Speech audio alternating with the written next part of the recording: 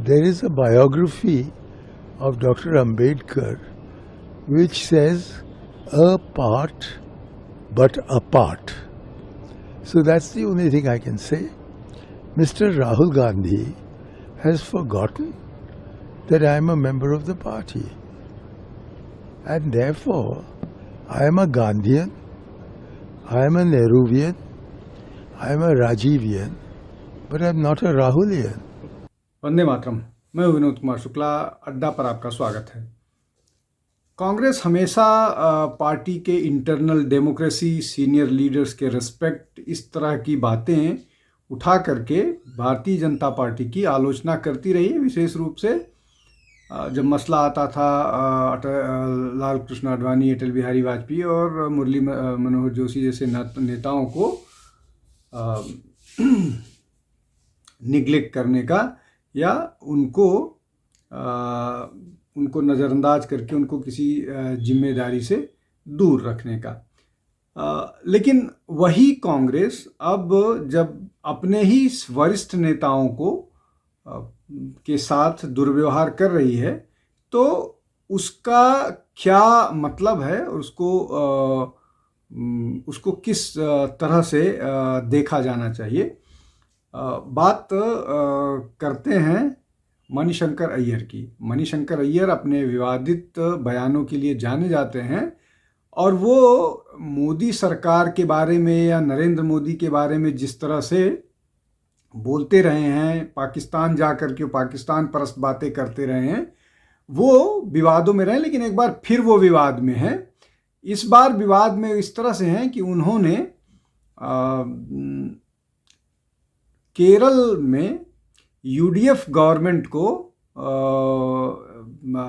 के पावर में ना आने की प्रेडिक्शन किया है। उन्होंने ये बोला है कि मैं एज अ कांग्रेसमैन मैं ये चाहता हूं कि वहाँ पर यूडीएफ की सरकार बने, लेकिन ऐसा लग नहीं रहा है। जिस तरह से वहाँ पिनराई विजयन की सरकार काम कर रही है, वो वहाँ तीसरी बार हैट्रिक बना सकती है। अब इसको लेकर के विवाद खड़ा हो गया है। विवाद खड़ा होने पर जो प्रवक्ता हैं कांग्रेस के, वो जिनके सेवा में कोई कमी रह गई थी, जिसके कारण राज्यसभा उनको नहीं मिला था, पवन खेड़ा जी। पवन खेड़ा ने बताया कि ये कांग्रेस का ऑफिशियल बयान नहीं है और वो पार्टी से एक्सपेल किए जा चुके हैं। उसके बाद जो है उन पर पूछा गया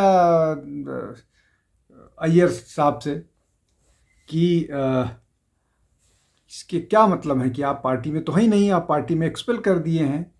तो उन्होंने कहा कि जिस पार्टी में पवन खेड़ा जैसा पपेट प्रवक्ता हो और जो मुझे पिछले 2 साल से एक्यूजिंग मी, मतलब मुझे एक्यूज कर रहा हो, अगर पार्टी को और कोई व्यक्ति उससे बेहतर नहीं मिल पा रहा है प्रवक्ता पद के लिए, तो कांग्रेस का वही हाल होना है। कांग्रेस उसी हाल में रहेगी जिस हाल में वो है। मतलब बेसिकली ये बताने की कोशिश कर रहे हैं कि कांग्रेस का हस्र पवन खेड़ा जैसे प्रवक्ताओं के कारण है।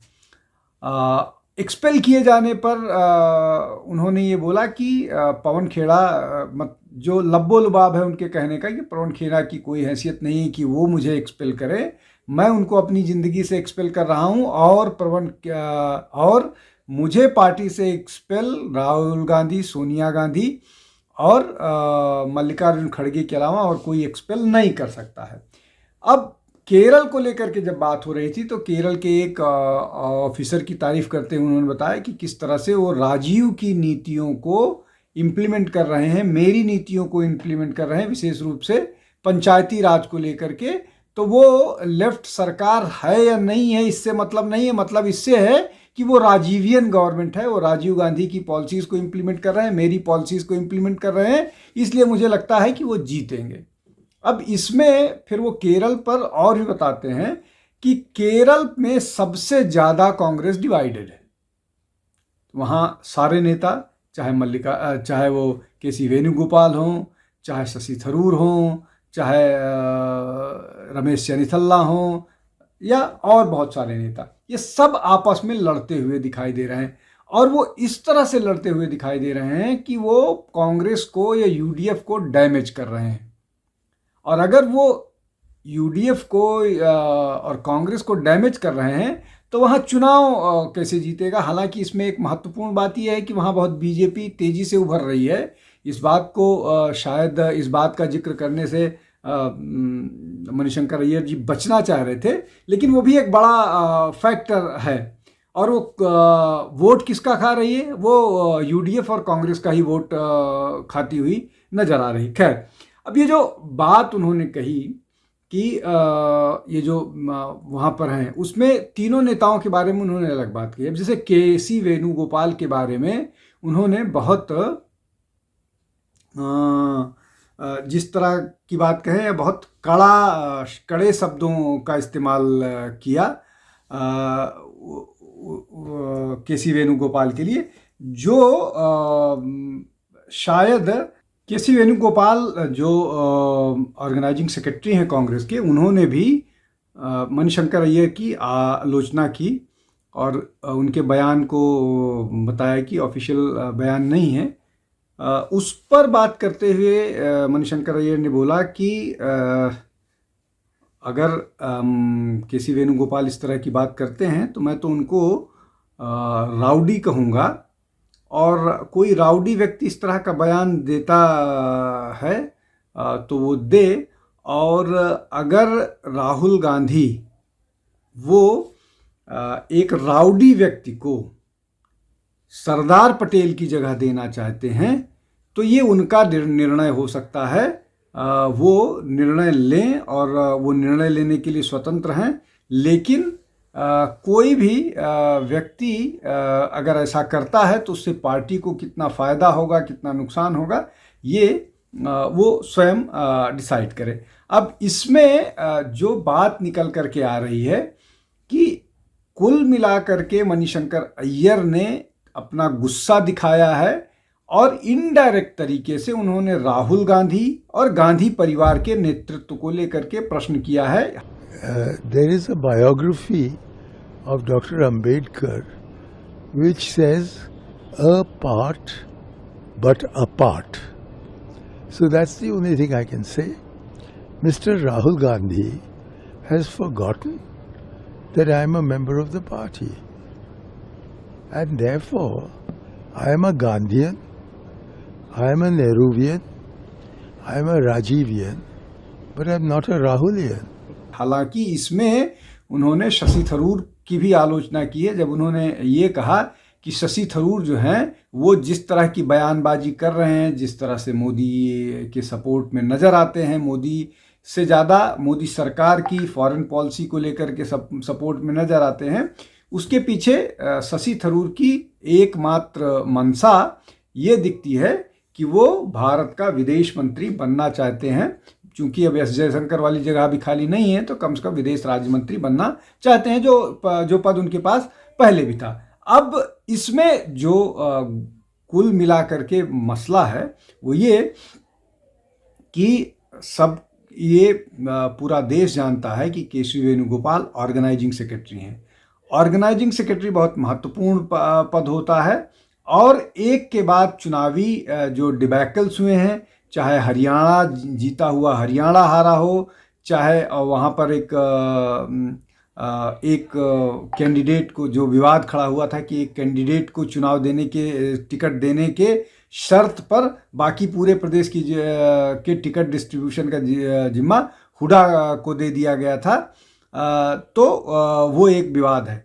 महाराष्ट्र में हार का जिम्मेदार भी उन्हीं को माना जा रहा है और दिल्ली में भी उनको माना जा रहा है। उसके अलावा जो संगठन में जिस तरह से मजबूती आनी चाहिए वो नहीं आ रही है, उसके बाद भी वो अभी भी सबसे ज़्यादा मजबूत व्यक्ति हैं कांग्रेस में, राहुल गांधी के सबसे ज़्यादा विश्वास पात्र हैं। और इस बात को लेकर के उन्हीं का अपॉइंट किया हुआ एक व्यक्ति जिसको बिहार की जिम्मेदारी दी गई थी, और बिहार में कांग्रेस अपने सबसे खराब प्रदर्शन पर आई। जिस व्यक्ति को बिहार का प्रबंधन दिया गया था, बिहार कांग्रेस के लोग कहते थे कि ना उसको बिहार के बारे में जानकारी है और ना बिहार के लोग उसका नाम तक प्रोनाउंस कर पा रहे थे। खैर, ये एक दूसरा मसला है, इसमें वो नहीं। लेकिन कम से कम चाहे केसी वेणुगोपाल हों, चाहे जो बिहार के चुनाव की जिम्मेदारी जिस पे थी, उनको नॉर्थ की पॉलिटिक्स की समझ नहीं है, नॉर्थ या ईस्ट की पॉलिटिक्स की समझ नहीं। और केसी वेणुगोपाल नॉर्थ की पॉलिटिक्स नहीं समझते हैं, और इसीलिए लगातार इस तरह का हाल हो रहा है कांग्रेस का पूरे देश में।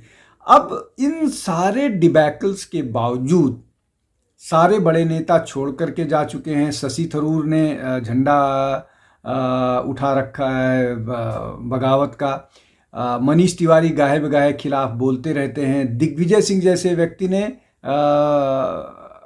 भी संगठन को लेकर के प्रश्न उठा दिया कि जो संघ का जो संगठन है, उससे कांग्रेस को सीखने की जरूरत है। मणिशंकर अय्यर जो बिटर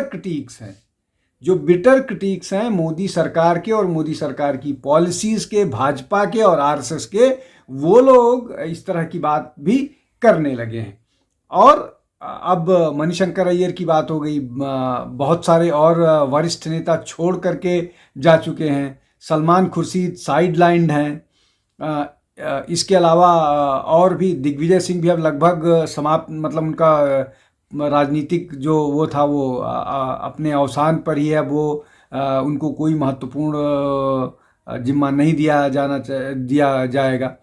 तो कौन ऐसा नेता है और कौन ऐसे सलाहकार हैं जो कांग्रेस को रिवाइवल की तरफ ले जाएंगे या कांग्रेस के बेहतर उसकी ले जाएंगे?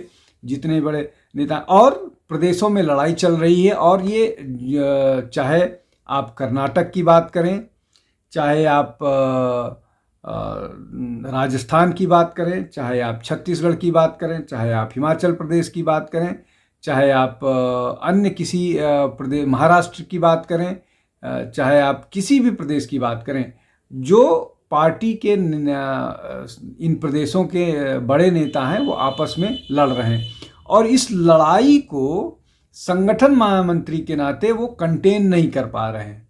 और सब व्यक्ति, जैसे कर्नाटक में जो सिद्धारमैया और DK शिव कुमार के बीच का विवाद है, उसके लिए भाग करके वो गांधी परिवार के पास आते हैं।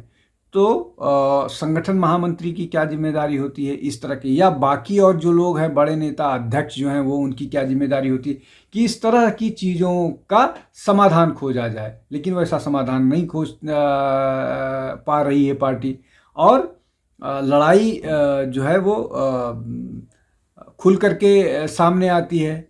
पार्टी लगातार चुनाव हार रही है।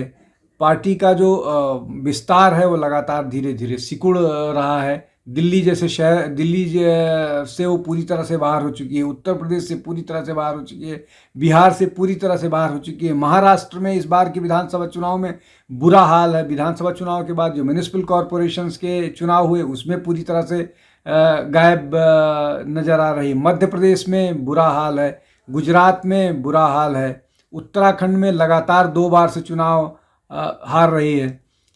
तो इन सब के बीच अगर जो व्यक्ति लगातार पार्टी के संगठन को बेहतर नहीं कर पा रहा है, वही आदमी बड़े नेताओं का कांग्रेस के स्तर पर, मैं नहीं कह रहा हूँ कि वो उनकी आलोचना करता है और बिना उनके ग्रीवांसेस को सुने। यहाँ तक कि दिग्विजय सिंह की तो शिकायत थी कि उनको मिलने नहीं दिया जाता है। उड़ीसा में कांग्रेस को साफ हुए 2 दशक से ज़्यादा हो गए, 3 दशक, लगभग 2 दशक तक तो बीजू जनता दल मुख्यमंत्री रहे।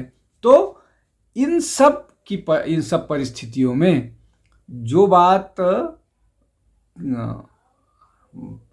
अय्यर साहब कह रहे हैं, वो उसको सीखने की बजाय उनको ये कहा जा रहा है कि वो पार्टी के ही सदस्य नहीं हैं, उनको 2 साल पहले एक्सपेल कर दिया गया था। अब इस तरह की बयानबाजी चाहे केसी वेणुगोपाल करें, चाहे वो पवन खेड़ा करें, चाहे सुप्रिया श्रीनेत्र करें, चाहे वो रागिनी नायक करें, चाहे अलका लांबा करें, ये सारी इस तरह की बयानबाजियां नजर आती हैं और ये जो है वो कांग्रेस के लिए नुकसानदायक है। और जो मणिशंकर अय्यर का बयान आया है वो बीजेपी, या अब इसमें महत्वपूर्ण बात यह है कि मणिशंकर अय्यर को तो कोई बीजेपी का एजेंट भी नहीं कह सकता है, जिस तरह से वो प्रधानमंत्री को नीच और क्या क्या कह चुके हैं। तो इस मामले में कांग्रेस को इंट्रोस्पेक्शन करने की जरूरत है। राहुल गांधी को अपने आसपास के लोगों और सलाहकारों को फिर से एक बार एसेस करने की जरूरत है कि वो कांग्रेस के लिए कितने हितकारी हैं। आज के लिए बस इतना ही। बहुत बहुत धन्यवाद। नमस्कार।